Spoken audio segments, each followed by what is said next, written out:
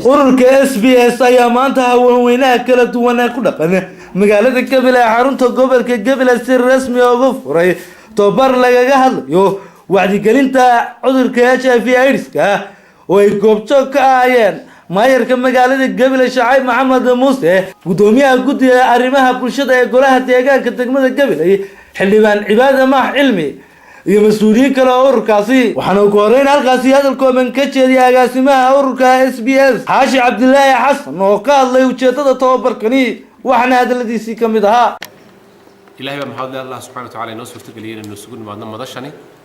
ujeedada madashani waxa weeye laga sheekeynay xanuunka HIV/AIDS. maanta waxaynu mar labaad halkan isugu nimay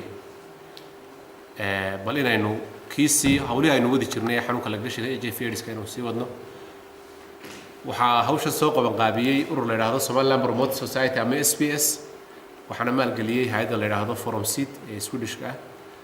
marka ujeedada maanta aynu kulankeena kooban oo kulay saacado kooban qaadan doona waxa ku saabsan yahay wacyigelin ku saabsan xanuunka HIV/AIDS-ka insha Allah taala, walaan macluumaad guud oo xanuunku muxuu yahay aan kulay xusuusino.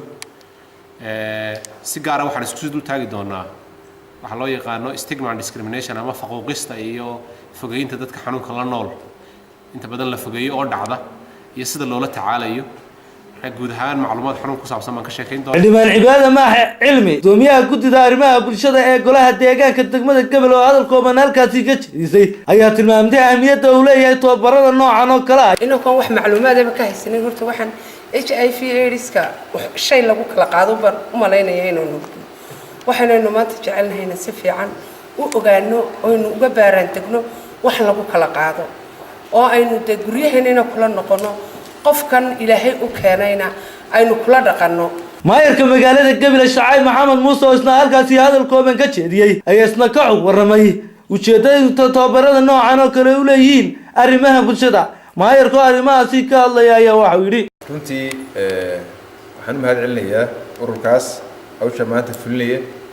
kullay marka laga hadlayo cudurka fayraska HIV/AIDS wacyigelintiisa aad iyo aad runtii bulshadu ay ugu baahan tahay, maadaama oo kullay dhinac marka aad eegto uu yahay xanuun maanta jira oo in badan oo dunida kamid ah ka jira.